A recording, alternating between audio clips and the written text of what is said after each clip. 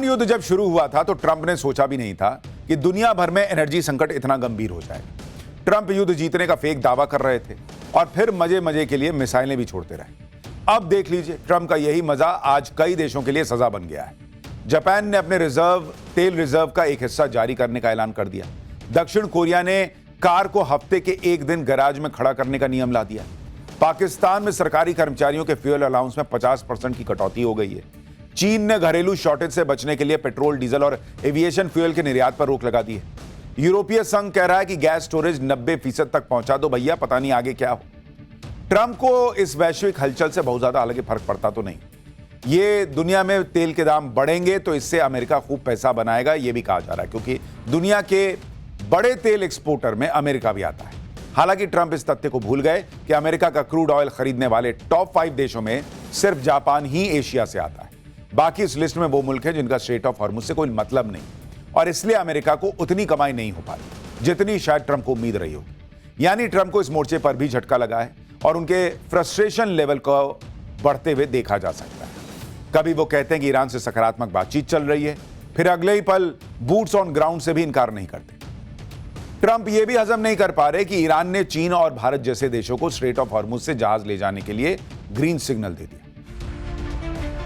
पैसा गया, इज्जत भी गई, महाशक्ति वाली साख भी मिट्टी में मिला दी।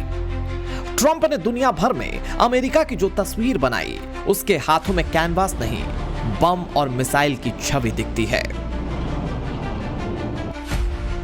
जो ट्रंप ये दावा करते फिर रहे थे कि इस जंग से अमेरिका तेल बेचकर पैसा कमा लेगा, उसे अरबों का नुकसान उठाना पड़ रहा है। अमेरिकी मीडिया रिपोर्ट्स के मुताबिक अमेरिका ने $800 मिलियन से लेकर $1 बिलियन तक हर रोज ईरान युद्ध में या तो अटैक या फिर डिफेंस के जरिए खर्च किए हैं।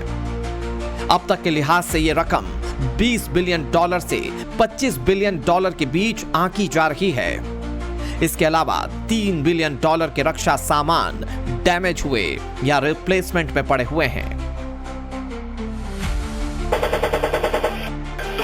खाड़ी देशों में मौजूद अमेरिका के 13 ठिकाने ऐसे बताए जा रहे हैं जो ऑपरेशनल कंडीशन में नहीं रह गए। यानी ट्रंप ने जिस उम्मीद के साथ ईरान पर अटैक किया, उसका रिजल्ट उल्टा निकला। जबकि अमेरिका यह मान बैठा था कि ईरान जंग में बहुत लंबा नहीं टिकेगा। तो क्या इसीलिए ट्रंप को ईरान के एनर्जी ठिकानों पर हमला ना करने के लिए 10 दिन लंबा पॉज लेना पड़ा? रिपोर्ट्स कहती हैं कि क्रूड ऑयल की रकम $100 प्रति बैरल रही तो अमेरिकी तेल कंपनियों को $63 बिलियन का मुनाफा हो सकता है। हालांकि क्या अमेरिका इसके लिए खाड़ी देशों को लंबे समय के लिए संकट में डाले रखने का रिस्क लेगा? खासकर ईरान ने कतर के रास लफान पर जिस तरह का हमला कर एलएनजी की 17% उत्पादन क्षमता को रोक दिया, उस लिहाज से चांस बेहद कम है। इसीलिए बार बार चेतावनी देने के बावजूद डोनाल्ड ट्रंप रिपीट कर रहे हैं कि ईरान से बातचीत एक अच्छे मोड में चल रही है। ईरान पर हमले के कुछ दिनों बाद ट्रंप ने दम भरा था कि तेल का दाम बढ़ा तो इसका फायदा अमेरिका को होगा। हो सकता है ट्रंप अपने इस वायदे को पूरा करने के लिए भविष्य में कोई कदम उठा लें, मगर स्ट्रेट ऑफ हॉर्मुज को लेकर जो स्ट्रेटजी ईरान ने अपनाई है, उसने अमेरिका की नाक में दम कर रखा है। ईरान का कहना है कि उसने 6 देशों के लिए स्ट्रेट ऑफ हॉर्मुज को खोल रखा है, जिसमें भारत, चीन, रूस, इराक, मलेशिया और पाकिस्तान शामिल हैं। बाकी किसी भी देश का जहाज अगर गुजरने की कोशिश करता है तो ईरान की तरफ से उसका हाल ऐसा किया जा रहा है।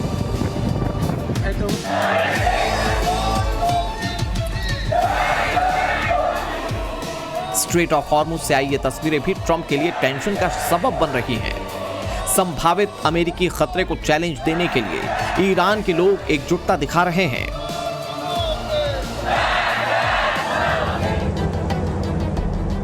तो क्या हॉर्मुज पर ईरान का अड़ंगा और टोल टैक्स ट्रंप को बेचैन करने वाला है?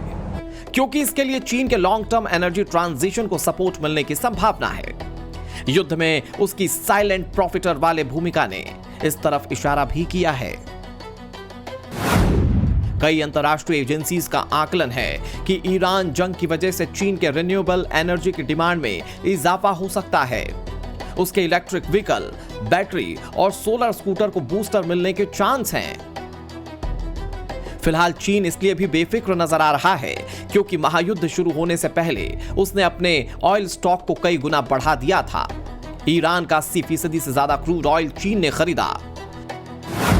2025 में चीन ने लगभग 52 करोड़ बैरल तेल ईरान से खरीदा था, जो कि 1.38 मिलियन बैरल पर डे के हिसाब से था।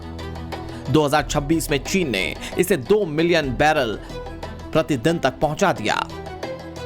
इसके अलावा हिंदुस्तान ने भी 8 सालों का इंतजार खत्म करते हुए ईरान के साथ लिक्विड पेट्रोलियम गैस यानी कि एलपीजी में डीलिंग की और उसके जहाज से करीब 43,000 टन एलपीजी खरीद ली। ईरान के इस जहाज की नोक भारत की तरफ मुड़ने से पहले चीन की तरफ थी। भारत ने बीते 11 वर्षों में अपनी एनर्जी इंपोर्ट का डाइवर्सिफिकेशन किया है। पहले क्रूड ऑयल, एलएनजी, एलपीजी ऐसी एनर्जी जरूरतों के लिए 27 देशों से इंपोर्ट किया जाता था। वहीं आज भारत 41 देशों से एनर्जी इंपोर्ट करता है। ईरान और अमेरिका इजरायल युद्ध ने कई बातें एकदम क्रिस्टल क्लियर कर दी। अमेरिका का महाशक्ति वाला दंभ टूट गया, ट्रंप का गुरूर चकनाचूर हो गया, खाड़ी देशों को अमेरिकी सुरक्षा की गारंटी भी धुआं धुआं हो गई और ये दावे भी हवा हवाई निकले कि दो देशों की लड़ाई का बाकियों पर खास असर नहीं पड़ता। बड़ा सच यह भी है कि जिस मुल्क के एनर्जी रिसोर्स जितने मजबूत हैं, आज की तारीख में वही लंबे टाइम तक सरवाइव कर सकता है। भारत को ही ले लीजिए। प्रधानमंत्री नरेंद्र मोदी ने देशवासियों को संसद के जरिए बताया कि हमारे पास 74 दिनों का पेट्रोलियम रिजर्व है और पेट्रोल गैस को लेकर जो अफवाह गैंग एक्टिव हो गया उस पर ध्यान मत दीजिए। नरेंद्र मोदी की इसी क्राइसिस मैनेजमेंट इमेज ने दुनिया भर के नेताओं में उनका ग्राफ टॉप पर बनाए कर रखा है। फिनलैंड के राष्ट्रपति तो यहां तक कह रहे हैं कि इस जंग को रुकवाने में भारत अहम भूमिका निभा सकता है। खुद ट्रंप ने नरेंद्र मोदी को फोन घुमा दिया और खाड़ी की मौजूदा स्थितियों को लेकर चर्चा की। कुछ टाइम पहले तक टैरिफ को भारत के खिलाफ हथियार बनाने वाले ट्रंप को एहसास हो गया है शायद कि उनकी हैसियत ग्लोबल लीडर्स के बीच अभी शायद उस तरह की नहीं रह गई।